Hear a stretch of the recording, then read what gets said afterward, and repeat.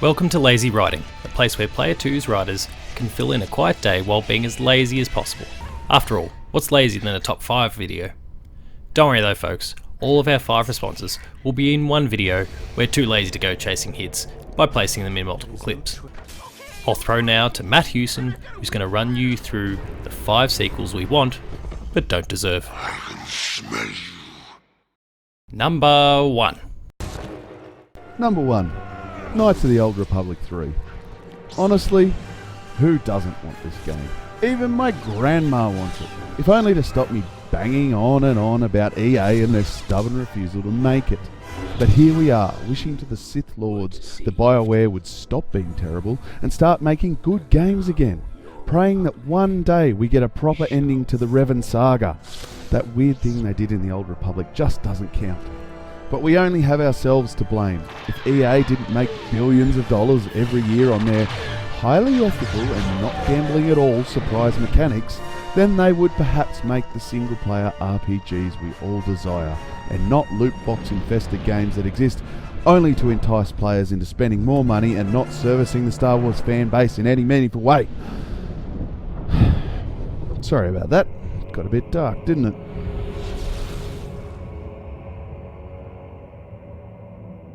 Number 2.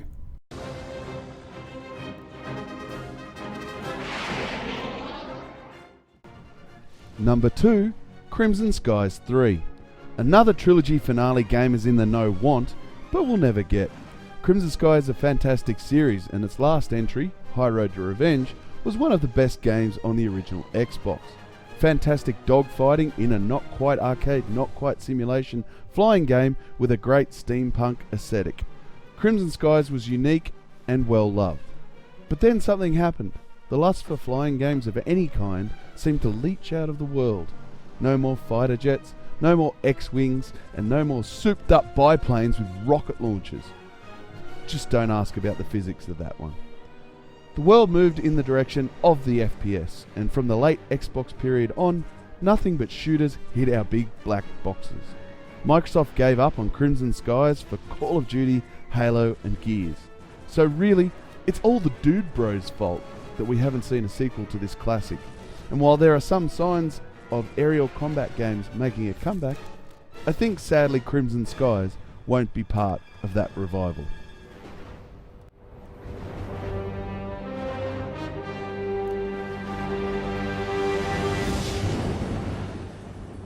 Number 3.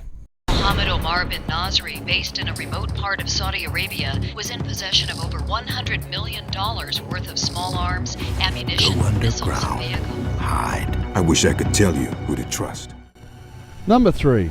Alpha Protocol 2. Gamers are weird, right? They see a 7 out of 10 and run for the hills like that title is contagious with leprosy.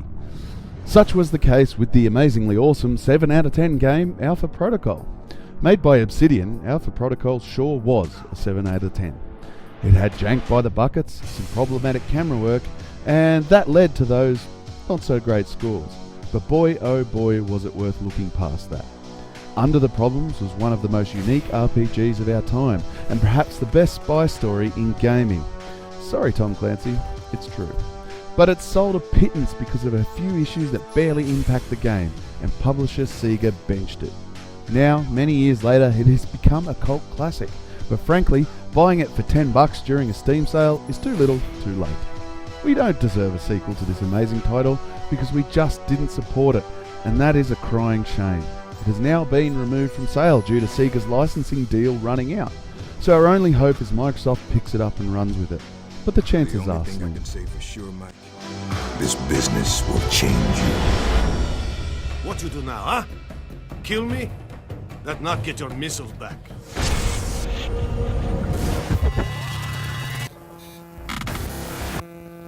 Number 4. How long have they deceived us? Number 4. Binary Domain 2. This is perhaps the most baffling of all games on this list. Another Sega published title, Binary Domain was one of the best cover shooters available on any system. It had cool characters, smashing combat, some unique gameplay elements, and a sassy French robot as a sidekick. Honestly, what more could you want? Okay, how about a 5-story high giant robot to kill? Awesome, right? I just don't know why this one didn't do as well as it should have.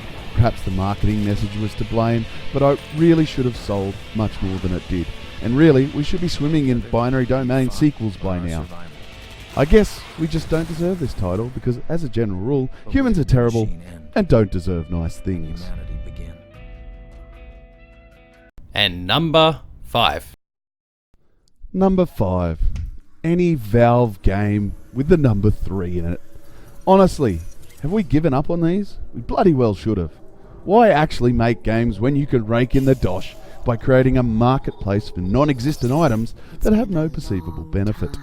Steam trading cards are the reason that no one at Valve has to work anymore. I mean, they don't even moderate what games they sell on Steam. It is just Gabe, a few buddies, eating meatball subs and swimming through piles of cash, Scrooge McDuck style. What's worse is they have a legion of fans that carry on like a kid who has just dropped his ice cream whenever someone dares come along and challenge Steam or say something disparaging about them. We created this monster, and now we have to live with it. We will never know what happens to Gordon Freeman, and it's all our fault. So that's this episode of Lazy Writing done and dusted. If you enjoyed it, then be sure to like, share and subscribe to this channel, and of course hit that notification bell, that way you're alerted to all the great content that can only be found on this channel. Visit the website player2.net.au and explore all of our awesome written content as well.